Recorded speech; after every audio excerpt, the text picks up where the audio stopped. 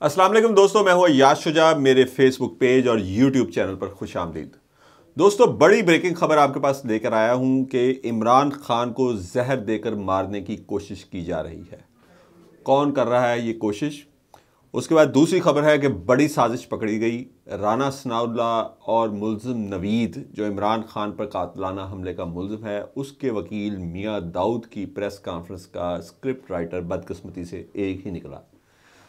वो भी आपको बताऊंगा। और उसके बाद शहबाज शरीफ ने जनरल बाजवा पर एक बहुत बड़ा इल्ज़ाम आज आयद किया है। क्या इल्ज़ाम है, इस पे भी आपसे बात करूंगा। लेकिन सबसे पहले हम ख्वाजा आसिफ के हवाले से आपको बड़ी कमाल खबर सुना रहे हैं कि ख्वाजा आसिफ, जो कि हमारे वफाकी वज़ीर दिफा हैं और उनकी बात बड़ी मैटर करती है, उन्होंने एक बड़े सीनियर सहाफ़ी मोहम्मद मालिक के प्रोग्राम में ये कहा है कि ये जो दुकानें हैं इनको जल्द बंद करना होगा। जो गवर्नमेंट ने नई एनर्जी सेविंग पॉलिसी के तहत कहा है कि 8:30 बजे बंद होंगी, शादी हाल 10 बजे, वो तो पहले भी था 10 बजे बंद हो रहे थे।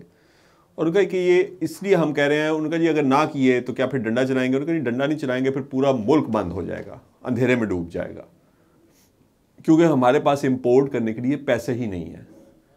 इससे आप अंदाज़ा लगाएं। और इस वक्त पूरे मुल्क में एक अफवाह गर्दिश कर रही है, मैं उसे कंफर्म करने की भी कोशिश कर रहा हूं कि पीएसओ पाकिस्तान स्टेट ऑयल की एलसी जो है वो नहीं खोली गई।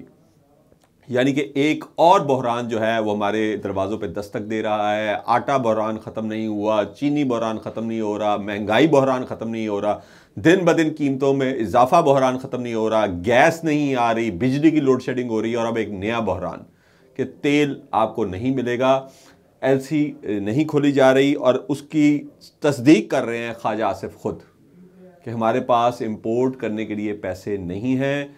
अगर ताजरों ने हमारी बात पे कान ना धरे और 8:30 बजे तक दुकानें बंद ना की तो फिर पूरा मुल्क एक खुदा न खास्ता ब्लैकआउट हो जाएगा, पूरा मुल्क तारीकी में डूब जाएगा।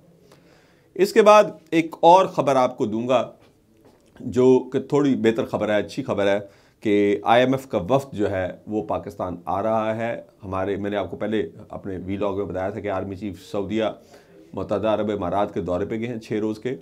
और वहाँ सऊदीया से उनको उनके दौरे, यानी उनके पहले दौरे की आमद के एक टोकन के तौर पे, खैर सगाली के तौर पे उनको वो $3 अरब जो सऊदीया हमें रखवाने के लिए, रिजर्व्स बेहतर बनाने के लिए देगा। और उसके साथ ही कुछ डिले पेमेंट्स पे ऑयल के भी मुआहदे होंगे। इसी तरह चीन भी ऐसे ही एक इमदाद हमें दे रहा है। इमदाद तो नहीं, यानी ये हमारे रिजर्व्स बेहतर करने के लिए दे रहा है। तो आईएमएफ ने चूँकि ये $6 अरब की कंडीशन लगाई थी, क्योंकि हमारे 5 कुछ अरब डॉलर के तजारती खसारे में से पूरे नहीं हो रहे थे, तो उसने $6 अरब की शर्त लगाई थी कि आप अपने दोस्त मुल्कों से पहले उधार लें, तो उसके बाद हम आपको ये प्रोग्राम दोबारा स्टार्ट करेंगे। तो ये प्रोग्राम अब दोबारा स्टार्ट होने जा रहा है। इसके साथ ही एक और ख़बर, बड़ा कमाल फ़िक्रा आज चौधरी परवेज़ आई जो वज़ीर आला पंजाब हैं, उन्होंने कहा है आज गुजरात यूनिवर्सिटी के कन्वोकेशन में उन्होंने कहा कि पीडीएम और ख़ुसूसन नून लीग की हुकूमत पर तनकीद करते हुए कहा कि ये डॉलर भर भर के बाहर लेके जाते हैं जहाज़ों में, और जहाज़ में फिर वापसी पर डार को ले आते हैं। और ये तंज़ इसलिए उन्होंने किया कि जो महंगाई हो रही है मुल्क में, उस हवाले से उन्होंने ये बड़ा शदीद तंज़ किया है। अब सबसे पहले मैं आपको वो ख़बर आपसे डिस्कस करूँगा कि बड़ी साजिश पकड़ी गई है। राना सनाउल्लाह और मुल्ज़िम नवीद के वकील मियां दाऊद की प्रेस कॉन्फ्रेंस जो है वो बिल्कुल एक जैसी है। सबसे पहला पॉइंट जो राना सनाउल्लाह ने कहा कल अपनी प्रेस कॉन्फ्रेंस में कि, और इससे पहले मियां दाऊद ये सारे पॉइंट्स कह चुके थे, उन्होंने कहा ये इमरान खान ड्रामा कर रहा है, ये जो फायर उसको लगे हैं उनकी पर जो कातलाना हमला, ये बड़ा ड्रामेबाज है, इसे फायर लगे ही नहीं है।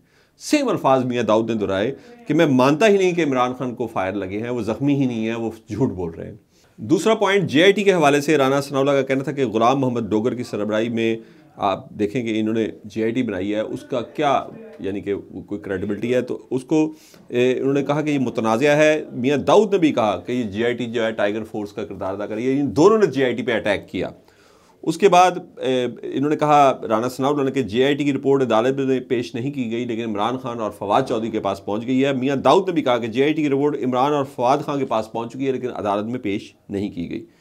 राना सनाउल्लाह ने कहा कि एक फ्राडिया कहता है कि मेरे कपड़ों से 4 गोलियां निकली हैं। मियां दाऊद ने भी बिल्कुल यही फिक्रेट दोहराए कि ये कैसे लोग हैं, कहते हैं हमारे कपड़ों में से गोलियां गुजर गई हैं जो इनके, और ये कैसी गोलियां हैं जो इनके कपड़ों से तो गुजर गई, इनके जिस्म को टच नहीं की।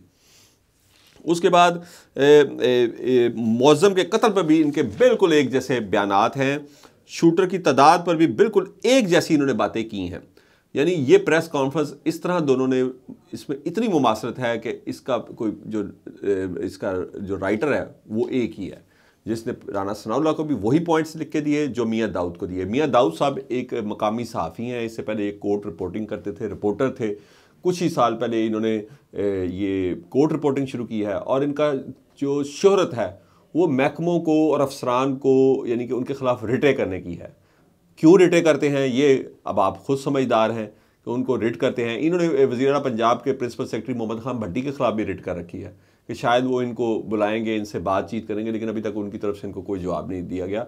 बल्कि उनके जो वकील अमर सईद रां, जो एडवाइज़र भी हैं वज़ीर पंजाब के, उन्होंने जाके इसका जवाब अदालत में दे दिया है। तो ये मियाँ दाऊद का पूरा बैकग्राउंड है। इनके क्रेडिट पे कोई एक बड़ा केस हमें दिखा दे। इनको ये केस इतना यानी कि हाईलाइटेड केस है, इतना बड़ा केस है पाकिस्तान की तारीख में से जो एक केस है, जैसे ये इमरान खान की असैसिनेशन का केस है, उसमें इनको नवीद का वकील किसने रखा। अच्छा, ये बात। उसके बाद अगली खबर मैं आपको बताऊं कि इमरान खान को जहर देकर मारने की कोशिश की जा रही है। ये इल्ज़ाम आयद किया गया है आज शेख रशीद की जानिब से। लाल हवेली में उन्होंने ये इल्ज़ाम आयद किया है और बड़ा ज़ोर दे के कहा है कि उनको स्लो पॉइज़न किया जा रहा है, क्योंकि इमरान खान पर कातलाना हमला नाकाम हो चुका। उनको रास्ते से हटाना बहुत ज़रूरी है, वरना जो लोग उनको, जिन्होंने रजीम चेंज की, जो ये PDM की सरकार को लेके आए, बहुत मुश्किल है उनके लिए अगला इंतखाब PDM को जितवाना इन हालात में। जिस कदर महंगाई हो चुकी है, लोग सरेआम हुकूमत को गालियाँ दे रहे हैं, बद्दुआएँ दे रहे हैं, तो उसके लिए ज़रूरी है कि पहले इमरान खान को रास्ते में हटाया जाए। वज़ीराबाद में तो ये हो नहीं सका। अब शेख रशीद ये दावा कर रहे हैं कि इमरान खान को स्लो पॉइज़न किया जा रहा है। आखिरी खबर जो मैंने आपसे कहा था कि शहबाज शरीफ ने बहुत बड़ा इल्ज़ाम आयद किया है जनरल बाजवा पर। आज तकरीर करते हुए शहबाज शरीफ ने यह दावा किया है कि जनरल बाजवा ने अपनी तमाम सलाहियतें इमरान खान को कामयाब करने में लगा दी। यानी उनका कहने का मकसद ये है कि बतौर army chief general Bajwa partial थे, वो मुस्लिम लीग नून, पीपल्स पार्टी और दीगर जमातों के खिलाफ काम कर रहे थे और इमरान खान को कामयाब करने की कोशिश कर रहे थे, क्योंकि इमरान खान की मुखालफत पूरी PDM है। यानी वो PDM की पूरी जमातों के खिलाफ काम कर रहे थे और इमरान खान की हुकूमत को कामयाब करने की कोशिशें कर रहे थे।